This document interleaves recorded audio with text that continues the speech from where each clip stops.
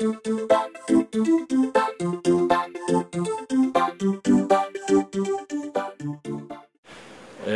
saison apicole elle commence pour nous au mois de mars et elle se termine là maintenant au mois d'octobre.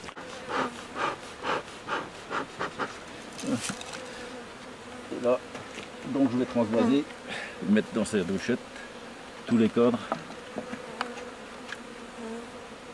sur lesquels il y a des abeilles et même d'autres puisque il faudra qu'elles emmagasinent pour cet hiver. Pour être un bon apiculteur, il faut connaître les maladies des abeilles. Ça aussi maintenant c'est pratiquement indispensable. Et pour cela, il y a des ruchers écoles. Il y en a un, en tout cas dans les Côtes d'Armor, il y en a même deux ou trois, mais après les autres sont privés, donc c'est encore autre chose. Mais il y en a un, c'est celui des GDSA, du groupement de défense sanitaire des abeilles, qui est à Avaugour, au Bois-Meur à Avaugour. Et c'est là qu'est notre rucher pour apprendre justement à tous les gens qui veulent apprendre l'apiculture. Donc là il y a du couvain, ce qu'on appelle le couvain avec les larves et les œufs. Et ici il y a du miel, ça c'est du miel.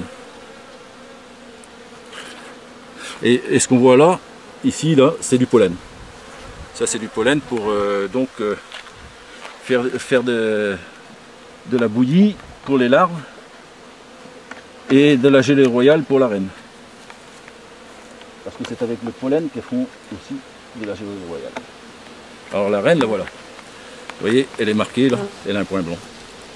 Oui, je vois pas.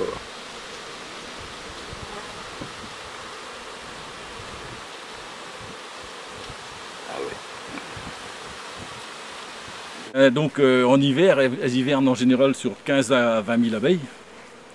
Et vers le mois de mai-juin, suivant les colonies, ça peut aller de 40 000 à 50 000, voire même pour les très grosses, 60 000. Une abeille, ça vit peu de temps, ça ne vit que 6 semaines.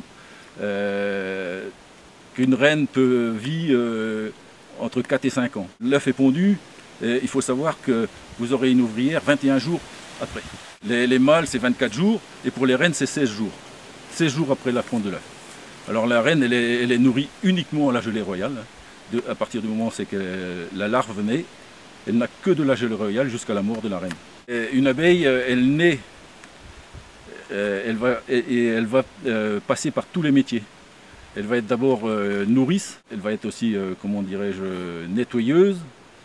Elle va nourrir, elle va garder la ruche, elle va chauffer le couvain.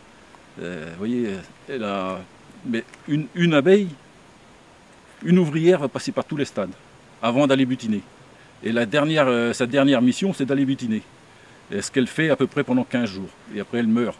Elle meurt au champ. En général, on dit qu'elle meurt au champ parce qu'on ne doit pas trouver d'abeilles mortes devant les ruches.